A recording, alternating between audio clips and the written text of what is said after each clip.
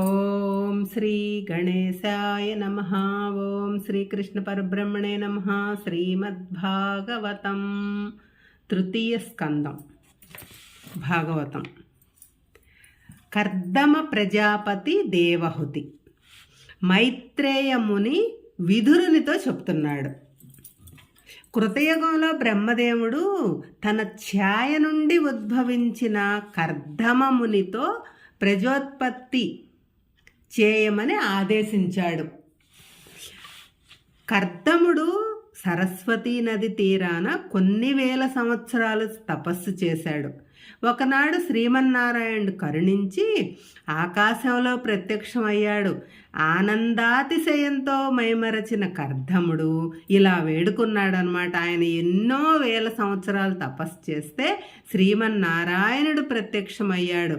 ఆయన ప్రత్యక్షమయ్యాడని ఆనందంతో ఇట్లా వేడుకుంటున్నాడు. మాధవ, ముకుంద, నీ దివ్య రూపాన్ని గాంచిన నా జన్మ దైన్యమైందయ్యా. బ్రహ్మదేవుని ఆజ్ఞను నెరవేర్చడానికి నాకు అనుకూలవతి అయిన భార్య కావలసి వచ్చింది, అనుగ్రహింపుము అనగా ఆ మహావిష్ణువు ఇలా చెప్పాడు. ఓ బ్రహ్మనిష్ఠుడా, నీ అభీష్టం నెరవేరుతుంది. బ్రహ్మ మానసపుత్రుడైన స్వయంభువ మనువు ఈ భూమండలమంతా పాలిస్తున్నాడు. అతడు తన భార్య అయిన శతరూపను, పుత్రిక అయిన దేవహుతిని తోడ్కొని త్వరలోనే నీ వద్దకు వస్తాడు. నీకు దేవహుతితో వివాహం అవుతుంది. మీకు అత్యంత సౌందర్యవతులైన 90 పుత్రికలు జన్మిస్తారు.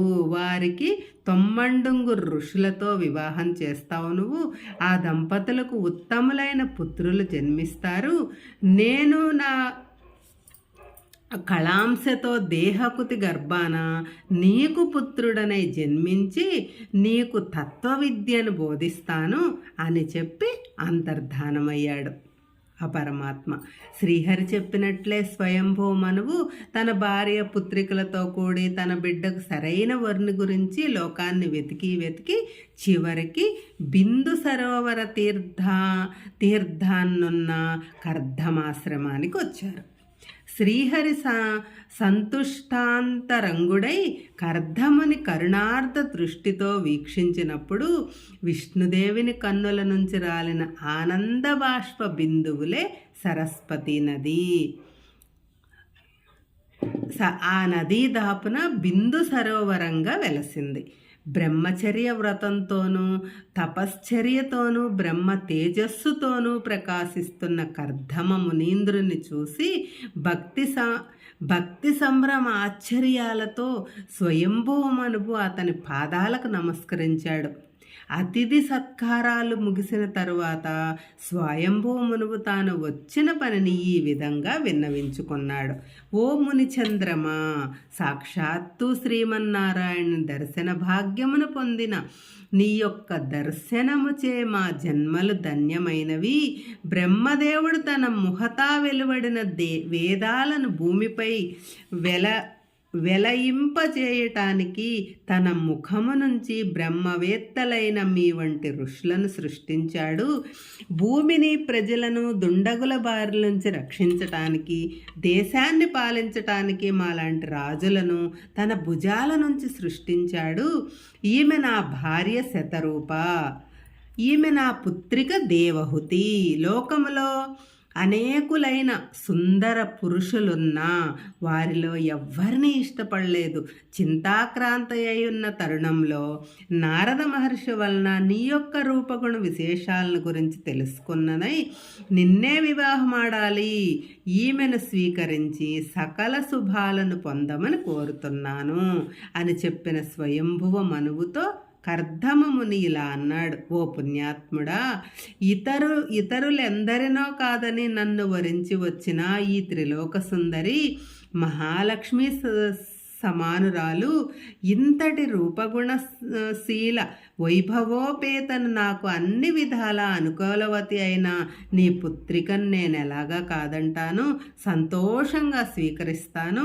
భగవానుని అభిమతం కూడా ఇదే. అయితే ఒక్క నిమిషం మాత్రం ఉన్నది విను, ఒక్క నిమిషం విను.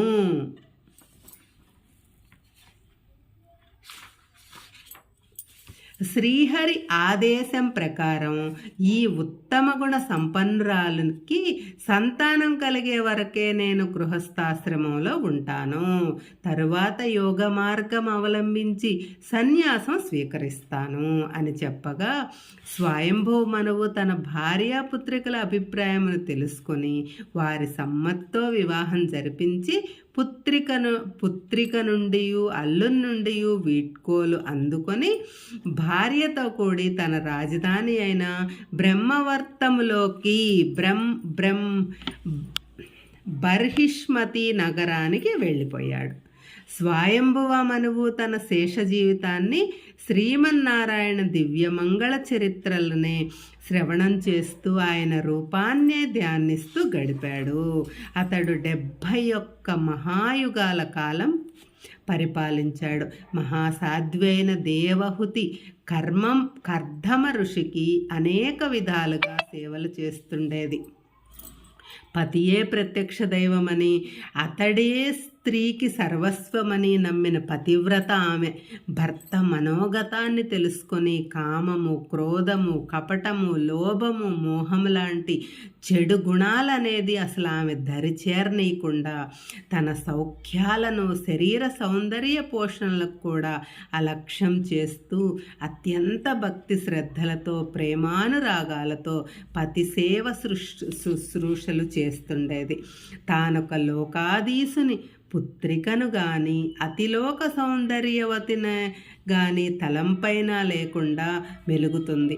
భార్య చేస్తున్న నిరంతర సేవా శుశ్రూషలకు మిక్కిలి సంతసించాడు కర్ధముడు. కరుణారసం పొంగి పొరలగా ఒకనాడు ఆమెతో ప్రేమపూర్వకంగా ఇలా అన్నాడు: దేవి, అకుంఠిత సంపదలు నన్ను సేవిస్తున్నా నీకు కూడా సంప్రాప్తిస్తాయి. నేను నీకు దివ్యదృష్టిని కూడా ఇస్తున్నాను. దాని వలన సృష్టిలోని తన యోగశక్తి చే తన దివ్య విమానాన్ని సృష్టించాడు. అది నిజానికి విమానం కాదు, ఉద్యానవనాలతో కూడి ఉన్న ఒక మహాసౌధము. దానిలో అనేకమైన గదులు, అంతస్తులు ఉన్నవి.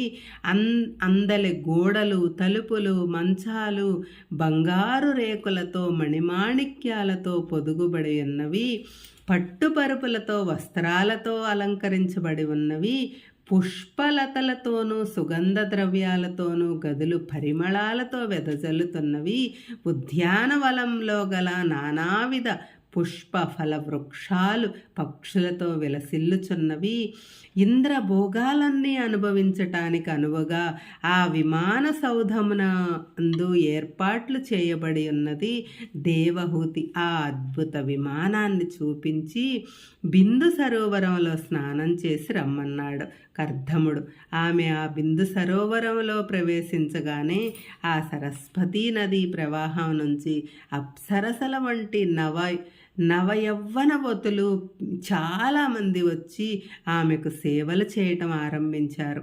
తలంటి నలుగు పెట్టి బంగారు బిందెలతో స్నానం చేయించి చందన కర్పూర సుగంధ ద్రవ్యాలు పూసి అనేక రకాల నగలు అలంకరణతో సింగారించి పట్టు వస్త్రాలను కట్టించి పుష్పాలంకరణ చేశారు. హారతులిచ్చారు. విమాన సౌధంలో రత్నపీఠము పైన కూర్చుండబెట్టి ఒక అద్దాన్ని చేతికిచ్చి చూసుకోమన్నారు. చాలా రోజుల తర్వాత తన సౌందర్యాన్ని చూసుకొని ఆశ్చర్యచకిత అయిన ఆమె తన భర్తను తన పక్కనే ఉన్నట్టు ఊహించుకునేసరికి కర్ధముడు అనేక మంది పరిచారకులతో అక్కడ ప్రత్యక్షమయ్యాడు. ఆయనకు తన భార్య సౌందర్యాన్ని మొట్టమొదటిగా చూస్తున్నట్లు అనిపించింది. అతడు ఎంతో ఆనందంతో ఉప్పొంగిపోయాడు.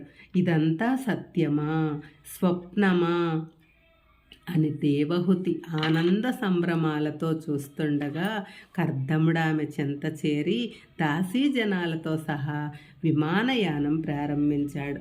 వాయువేగంతో ఆ విమానంలో పయనిస్తూ వారు మేరు పర్వతాన్ని, నందనవనాన్ని, మానస సరోవరాన్ని, కుబేరుని ఉద్యానమైన చైత్ర రథాన్ని, అట్లే అనేకమైన ఎన్నో వినోద స్థలాలను సందర్శించి తిరిగి తమ ఆశ్రమం చేరుకున్నారు.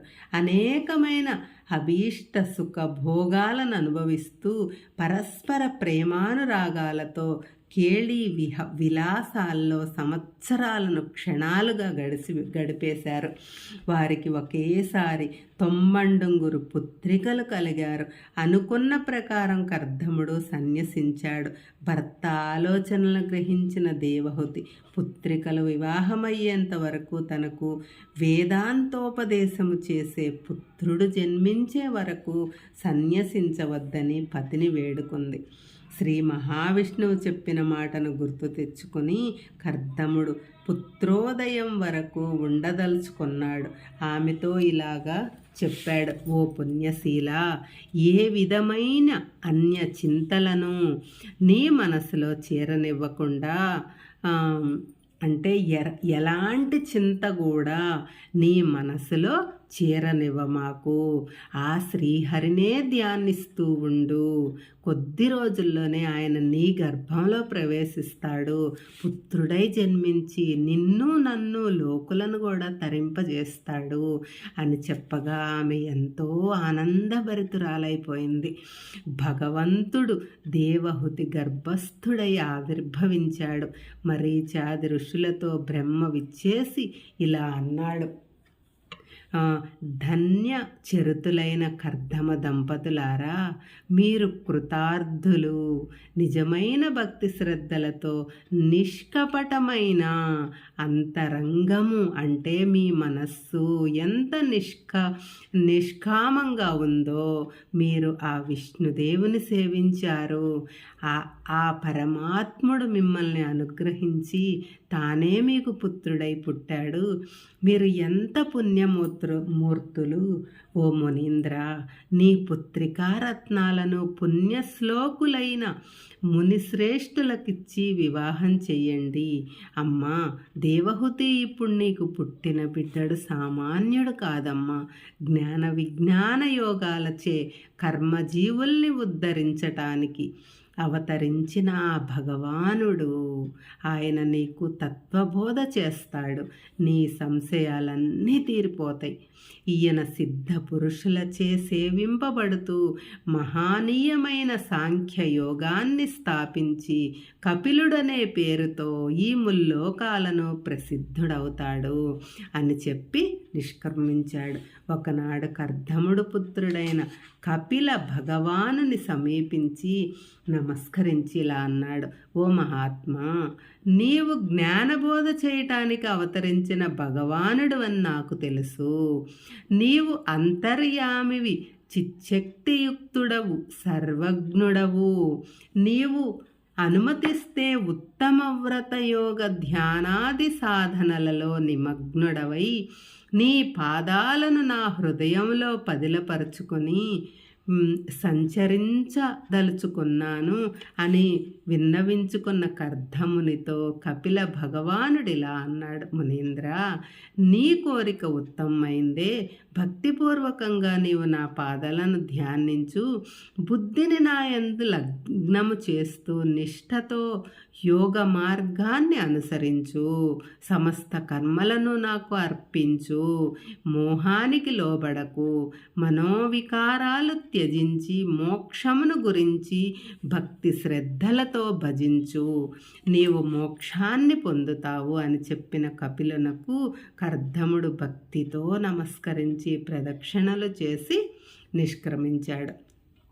కర్దమ మునీంద్రుడు అరణ్యానికి పోయి మౌనం వహించి నిలకడలేక సంచరిస్తూ ఆ పరమాత్మనే చిత్తమందు నిలుపుకొని నేను నాది అనే ధ్యాసను వీడి దయార్ధ హృదయుడై సర్వము విష్ణుమయంగా చూస్తూ భాగవతులు పొందే పరమపదాన్ని పొందాడు. జ్ఞాన మైత్రేయము, కపిల బోధ, భక్తి.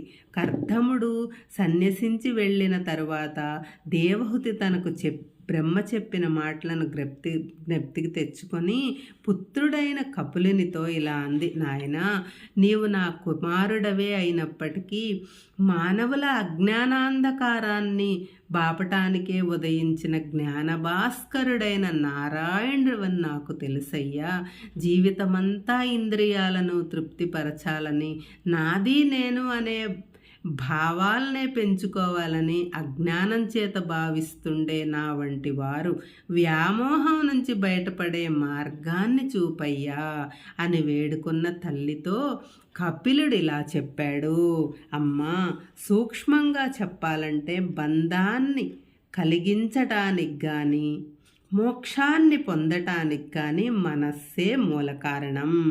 అది సత్వరజస్తమో గుణాలతో చేరి ఇంద్రియ విషయాలయందు చరించితే బంధం ఏర్పడుతుంది. ఆ మనస్సే ఈశ్వరుని యందు లగ్నమై ఆయనతో సంగం ఏర్పరచుకుంటే మోక్షగామి అవుతుంది. నేను నాది అనిపించే అహంకార మమకార రూపమైన అభిమానం వల్ల కామము, క్రోధము, లోభము మొదలైన దోష సమూహాలు ఆవిర్భవిస్తాయి.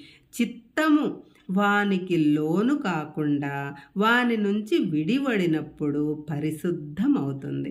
అప్పుడు సుఖము, దుఃఖము అనేవి ఉండక చిత్తములో జ్ఞాన వైరాగ్యాలు ఉదయిస్తాయి. శరీరము కంటే భిన్నమైనది ఆత్మ అని తెలుసుకోవటమే జ్ఞానము. ఇంద్రియ సుఖాలను అనుభవించాలనే కోరిక లేకపోవటం, నాది నావారు అనే మమకారం లేకపోవటం, వైరాగ్యము జ్ఞాన వైరాగ్యాలు కలిగితే భగవానుని యందు భక్తి ఉదయిస్తుంది. ఆత్మస్వరూపం గోచరిస్తుంది. పరమేశ్వరుడు ప్రకృతికి పరుడు, స్వయం ప్రకాశుడు, సూక్ష్మస్వరూపుడు, అపరిచిన్నుడు, ఉదాసీనుడు. అట్టి పరమాత్మను భక్తి జ్ఞాన వైరాగ్యాలతో కూడిన చిత్తముతో దర్శించిన యోగులు ఆ సర్వాంతర్యామికి సర్వము సమర్పింపజేసే భక్తి మార్గం మోక్షప్రాప్తికి ఉత్తమమైన మార్గమని అంటారు. మనస్సు ఇంద్రియ సుఖాలతో సంగమేర్పరచుకుంటే బంధ కారణం అవుతుంది. ఆ సంగమే సద్వస్తువునందు ఏర్పడితే అంతఃకరణ సంయమం కలిగి తెరుచుకున్న మోక్ష కవాటం అవుతుంది. భాగవతోత్తములు సహనశీలురై సర్వప్రాణులకు హితులై కరుణార్ధ హృదయులై కర్మఫలాలను త్యజించిన వారై స్వపర భేద భావము లేని వారై పరమేశ్వరుడనైన నన్నాశ్రయించిన వారై నా గుణగణాలను స్మరిస్తూ నా చరిత్రలో చెప్పుకుంటూ వీణుల విందుగా వింటూ ఎల్లప్పుడూ ఆనందిస్తుంటారు. వారికి ఆధ్యాత్మిక, ఆదిదైవిక, ఆది భౌతిక తాపత్రయాలేవి అంటవు. అటువంటి సర్వసంగ పరత్యాగులైన పరమ భాగవతుల సాంగత్యమే కోరదలచినది. అదే సర్వదోషహారిణి. వారి సాంగత్యం వలన మోక్షప్రదములైన శ్రద్ధాభక్తులు ఉదయిస్తాయి. అజ్ఞానం నశిస్తుంది. సహజము నిర్దేతుకము అయిన భగవద్భక్తి ముక్తి కంటే గొప్పది. అది జీవుల కర్మలను లింగ శరీరాన్ని నశింపజేస్తుంది. కొందరు నా పాదసేవ చేయుటయందు, నా గుణగణాలను కీర్తన చేయుటయందు, నా దివ్యగాథలను చెప్పుట వినుటయందు ఆనందిస్తూ భక్తి పరవశులై ముక్తిని కూడా వాచించరు. కొందరు నా దివ్య మోహాన్నహంకారాన్నే మనస్సులో నిలుపుకొని లౌకికమైన సుఖ సంపదలు కానీ సర్వలోక బ్రహ్మలోక ప్రాప్తి కానీ అణిమాది అష్టసిద్ధులు కానీ ఇంకేమైనా కానీ కోరకుండా నిత్యానందంలో మునిగి ఉంటారు. అట్టివారు మహోన్నతము సంపూర్ణ వైభవోపేతము అయిన వైకుంఠధామాన్ని చేరుకుంటారు. నా యొక్క కాలచక్రాన్ని కూడా లోబడరు. ఏలననా నేనే వారికి సర్వస్వము. తండ్రి, తల్లి, గురువు, ఇష్టదైవము నేనే. వారిని ఈ జనన మరణ సంసార చక్రము నుంచి పైకి తీసుకొని పోతాను కనుక ప్రకృతికి పురుషునకు కూడా నేనే ఆదీశ్వరుడను కనుక నన్ను శరణుజొచ్చిన వారు తప్ప మిగిలిన వారు సంసార చక్రంలో చిక్కుకుంటారు. నా అజ్ఞానం చేతనే గాలి వీస్తుంది, అగ్ని మండుతుంది, సూర్యుడు ప్రకాశిస్తున్నాడు, ఇంద్రుడు వర్షిస్తున్నాడు, మృత్యువు సంహరిస్తున్నది. అందువలన వైరాగ్యముతో కూడిన భక్తి యోగము చేతనే యోగులు నా చరణాలను స్మరిస్తూ నిర్భయంగా ఉంటారు. భక్తియే మోక్ష సాధనకు ప్రధాన మార్గము. హరే కృష్ణ.